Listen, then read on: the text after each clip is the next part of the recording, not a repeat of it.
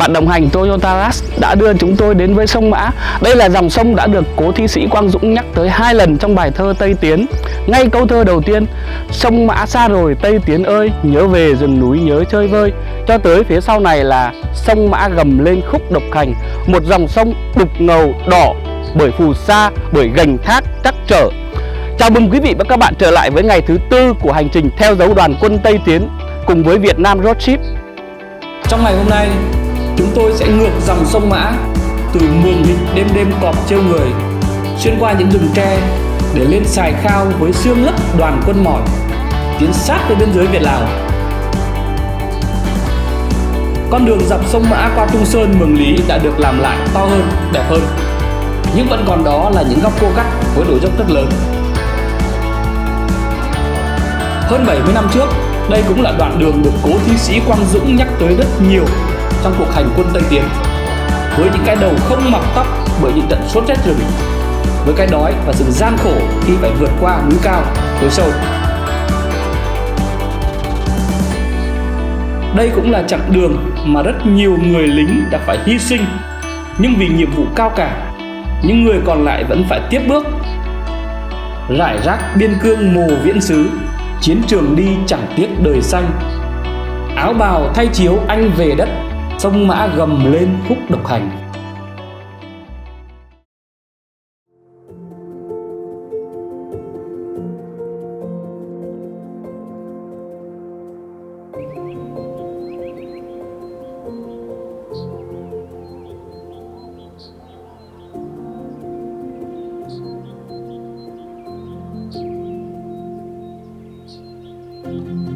Cho tới tận ngày hôm nay thì cuộc sống của đồng bào người dân tộc Thái, người Mường, người Mông hay người Dao trên dọc đường Tây Tiến mà chúng tôi đi vẫn còn rất nhiều những khó khăn bởi rừng thiêng nước độc, bởi thiên nhiên khắc nghiệt.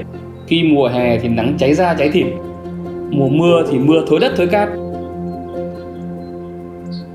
Bố mẹ cũng chỉ trông chờ vào việc làm rừng, làm nương, làm rẫy, còn lũ trẻ thì vẫn cứ hồn nhiên vô tư mải mê chơi đùa với tuổi thơ.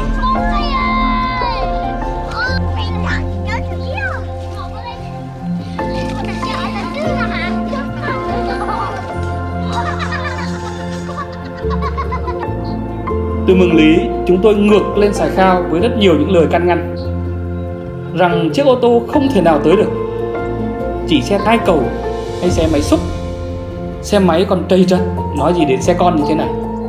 Quả thật, những lời khuyên đó là hoàn toàn có cơ sở. Tôi đang trên đường vào Sài Khao. Con đường vào Sài Khao đầy gian nan và vất vả, với hàng chục suối nước cày cắt ngang đường, bùn lầy, đất đá. Chắc chắn là nếu một chiếc xe gầm thấp thì tôi dám khẳng định là không thể vào được luôn. Kể cả một chiếc xe gật động cầu trước chắc chắn cũng không thể vượt qua được những con dốc gần như dựng đứng cắm thẳng đứng luôn đấy. Tôi nhớ là cách đây khoảng hơn 10 năm thì tôi đi xe máy vào Sài Khao. Hồi đấy chúng tôi mất phải đến hơn nửa ngày đi từ Mường Lý vào đến Sài Khao. Chặng đường chỉ có hơn 15 km và chúng tôi đi mất hơn nửa ngày mới vào đến Sài Khao bằng xe máy. Và đến hôm nay thì 15 km của Sài Khao bằng chiếc Rush chúng tôi đi mất gần 2 tiếng đồng hồ. Gần 2 tiếng chỉ để đi đúng 15 km. Một con đường thực sự là thử thách bất cứ tay lái nào. Rất may là hôm nay trời nắng, chứ trời mưa thì chắc chắn là không thể đi qua nổi 100 mét đầu tiên luôn, một đường luôn, chứ không nói gì đến vào đến tận bản Sài Khao. Chỉ cần mưa thì mặt đường đất thịt trơn như mỡ, rất khó để có thể mà bám được đường. Sài Khao 70 năm trước thì còn khủng khiếp hơn rất nhiều. Trong đoàn quân Tây Tiến ngày xưa đã dừng chân ở đó, đến mức nhà thơ Quang Dũng là phải miêu tả Sài Khao trong bài thơ Tây Tiến của mình là Sài Khao xương lấp đoàn quân mỏi. Hàm ý câu thơ có nghĩa là cái đất Sài Khao đó cao vời vợi, quanh năm sương mờ phủ, và đoàn quân đến đấy là phải chùi chân mỏi gối. Hôm nay rất may là chiếc xe Rush của chúng tôi chưa chùn chân mỏi gối, vẫn có thể đi được, vẫn có cái chỗ đặt bánh xe. Chiếc Rush có thể vào được Sài Khao nhờ một số yếu tố mà Toyota đã trang bị cho nó. Đầu tiên là cái khoảng sáng gầm xe. Khoảng sáng gầm xe của Rush thì cao đến tận 220 mm, tức là tương đương với 22 cm, tương đương với các mẫu SUV hiện tại. Và điểm thứ hai là góc thoát và góc tới của Rush thì cực kỳ lớn. Tôi nhớ không nhầm là 36/25, bằng với bán tải Hilux.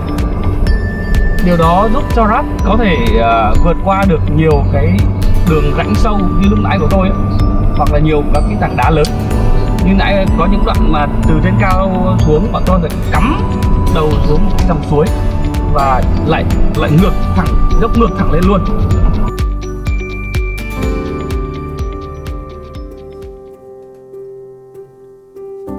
Sài Khao đây các bạn. Sài Khao đây. Chỉ còn lại một dấu chân. Chúng tôi chỉ cách Sài Khao chừng khoảng 1 cây số nữa thôi.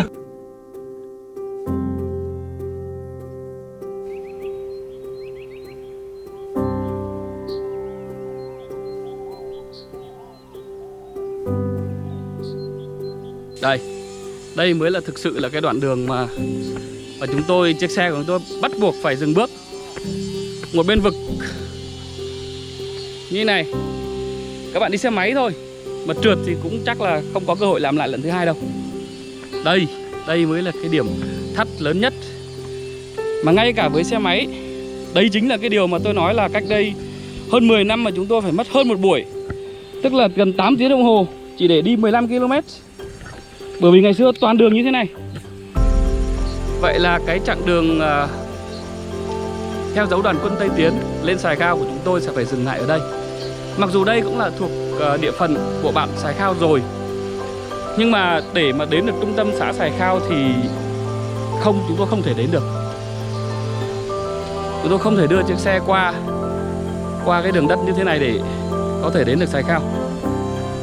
Đành đứng ở đây nhìn về phía Sài Khao trên đỉnh núi kia để nhớ về những đoàn quân Tây Tiến khi xưa, nhớ về đoàn quân đã vượt bao gian khổ, rừng thiêng nước độc lên miền Tây Bắc chiến đấu bảo vệ biên cương đất nước.